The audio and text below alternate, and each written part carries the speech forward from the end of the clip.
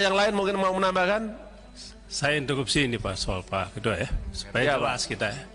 Supaya jangan juga saya dituduh, wah Pak Beni tidak ada kebencian.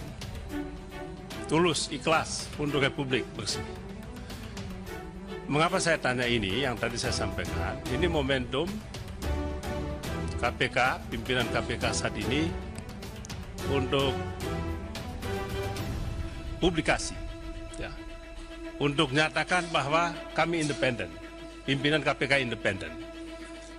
Mengapa? Satu, saya kasih tunjuk. Ketika Harun Masiku dipublikasikan masih di Singapura, kan begitu.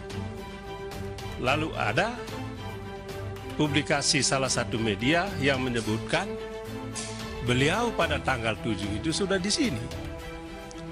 Tetapi Menkumham, Dirjen Imigrasi dan juga pimpinan KPK menyatakan beliau belum masuk Indonesia. Kan gitu Pak.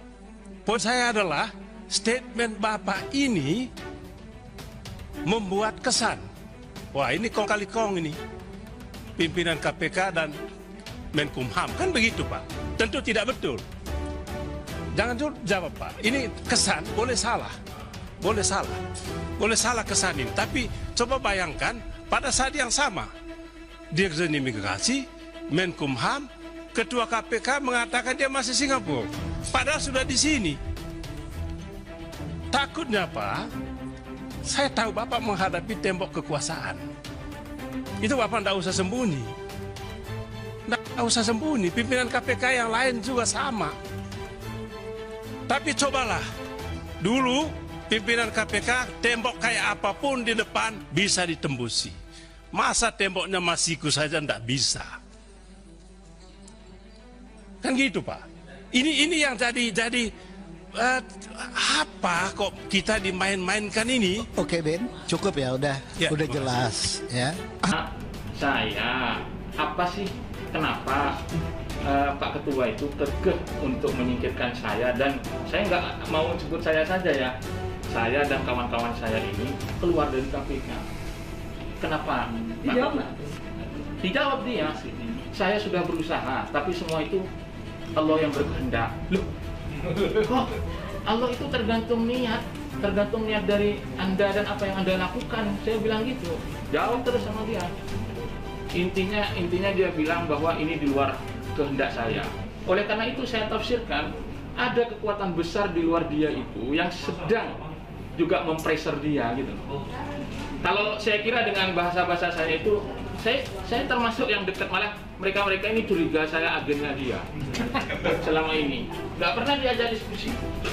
Cak, kembali ke tadi, jadi Harun Masiku sebetulnya masih ada di sini, di sekitar sini? Ada. Nggak usah gitu. Nanti maunya sih nggak keluar negeri lah. Sinyal itu ada. Dan itu sebetulnya diketahui, kalau penyelidiknya tahu, berarti seharusnya pimpinan KPK tahu dong. Ini kan lagi dicari-cari satu Indonesia nih, Harun Masiku. Loh, tapi karena saya kan sudah disuruh menyerahkan tugas dan tanggung jawab, jadi saya nggak bisa ngelaporin. Saya bergeraklah sama Sinar, ya kan? Nah, itu ada kita identifikasi di luar negeri waktu itu. Kita mau berangkat juga, gitu lah. Ya kan? Kira-kira 2 bulan yang lalu ya? Iya. Nah, sekarang beliaunya ada di sini. Udah masuk ke Indonesia, tapi saya sudah keburu keluar SK 652, suruh menyerahkan. Jadi kalau SK-nya dicabut bisa langsung ditangkap ya? Saya tangkap. Apakah masih ke kantor atau enggak? Ringan, nggak ada. Di kantor ngapain aja? Nggak ngapa-ngapain. Bingung mau ngapa-ngapain. Iya. Karena kan dibilangnya kan menyerahkan ke atasan. Atasan jadi siapa Mas Andre? Atasan tuh jadi langsung direktur ya? Direktur. Langsung direktur. Tapi direktur sama deputi sendiri nggak bisa menjelaskan seperti apa gimana? Jadi kalau ke kantor udah duduk aja. Duduk? Main Instagram. Jawab ini aja apa kalau ada WA gitu. Ya kan aku mau menggambarkan betapa ruginya rakyat Indonesia, pegawai KPK yang seharusnya menyelidiki korupsi, digaji besar, kemampuannya tinggi begitu ya. Di kantor cuma jawab-jawab WA. Itu berarti korupsinya double-double tuh sekarang. Bisa tuh nominal berapa banyak kerugian kita tuh. Termasuk yang terbaru. Akan diem-diem aja. Termasuk yang terbaru di sprint penyadapan. Terus juga makan gaji buta dong berarti. Nanti larinya gini Mbak. orang berintegritas itu dipaksa nggak kerja, nggak betah, mundurkan diri, dan mereka akan bilang, ini bukan kita pecat, mereka mundur. Kami, mahasiswa Indonesia bersumpah bertanah air satu, tanah air tanpa penindasan. Harun Masiku trending di Twitter. Siapa yang bisa menangkap? KPK nggak mungkin. KPK ini bagusnya dibubarin aja udah. Nggak ada taringnya lagi. Harun Masiku jadi trending Twitter. Andi Arief. Siapa yang bisa menangkap? KPK nggak mungkin. Dilansir seputar tangsel.com. Buronan kasus suap pergantian antara waktu atau PAW anggota Dewan Perwakilan Rakyat atau DPR RI Harun Masiku jadi trending di media sosial Twitter hari ini, Rabu 25 Agustus 2021. Hingga saat artikel ini ditulis, Harun Masiku sudah dicuitkan sebanyak 3.196 kali. Salah satunya adalah politisi Partai Demokrat Andi Arief melalui akun Twitter pribadinya. Dia mempertanyakan siapa yang bisa menangkap Harun Masiku. Siapa yang bisa menangkap Harun Masiku di luar negeri? Menko Polhukam, Deplu, dan kepolisian. Tulis Andi Arief dikutip seputar tangsel.com dari akun Twitter @andiarif. Menurut Andi Arief, saat ini Komisi Pemberantasan Korupsi atau KPK sudah tidak mungkin menangkap mantan caleg PDIP itu. Pasalnya lembaga anti rasuah itu dinilai memiliki banyak keterbatasan. KPK nggak mungkin bisa melakukan itu, banyak keterbatasan, ujarnya. Nazarudin dan Nunun bisa ke pangkuan Ibu Pertiwi karena peran negara. Tapi apa mungkin mengorbankan hasil sekjen PDIP, sambungnya.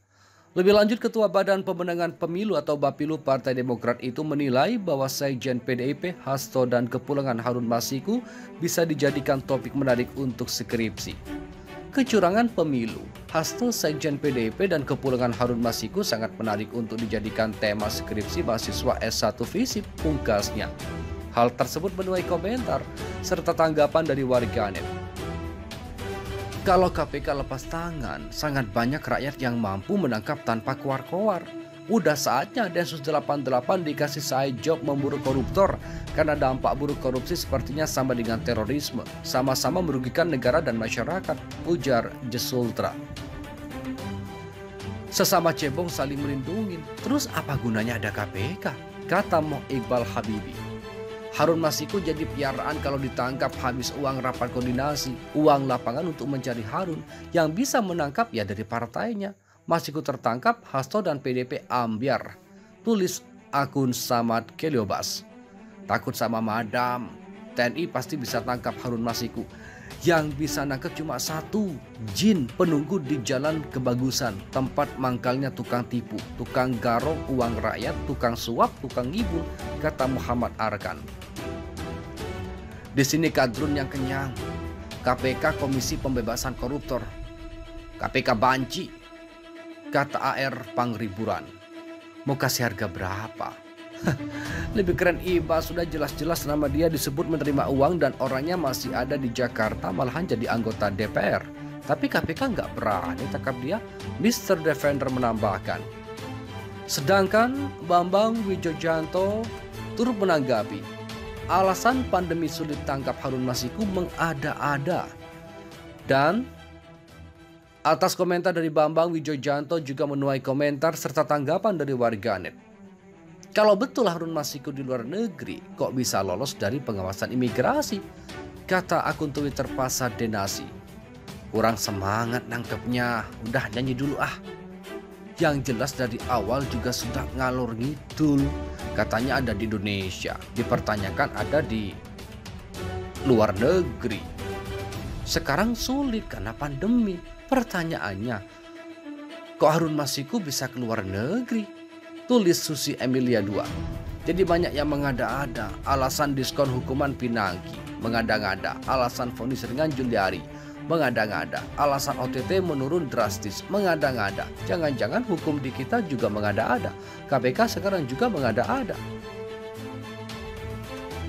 Sony Herdiana menambahkan, kasihan si Pak Demi, Jadi kambing hitam mulu, bangkrut karena pandemi, ngutang karena pandemi, korupsi karena pandemi, narkoba karena pandemi, hukuman koruptor ringan karena pandemi, ulama dihukum berat karena pandemi. Wedian tenan, Habibah Ti Kemal menambahkan, pandemi digunakan sebagai tameng atas kebodohan dan kebobrokan moral penguasa. Padahal kemarin Pilkada serentak 2020 tetap dilaksanakan di tengah ganasnya pandemi COVID-19. Masa KPK kalah sama KPU? Kata Iwan Kurusa. Harun Masiku bayar pakai dolar, jadi susah tanggapnya. Jangan moral yang diurusin, lebih baik tangkap Harun Masiku, bisa naik pangkat, tulis Isme Kinan. Biarin aja. Jadi biar kelihatan jelas kan prestasinya kayak apa, orang awam aja sampai gede-gede, jem. Si COVID-19 sudah ikhlas untuk dijadikan alasan buat siapapun, kata Surya Dharma. Indonesia memang penuh dengan mengada-ngada dan dusta. Maklumlah, semua tergantung niat, 1000 alasan bisa dicari, ujar Banyu. Pantesan banyak maling gak ketangkep, apalagi koruptor, karena whistleblower, maka dilindungi. Itulah komentar serta tanggapan dari warganet. Terima kasih telah kunjungi channel ini. Kami hanyalah sebatas menginformasikan, Andalah yang memutuskan. Kami, mahasiswa Indonesia bersumpah bertanah air satu, tanah air tanpa penindasan.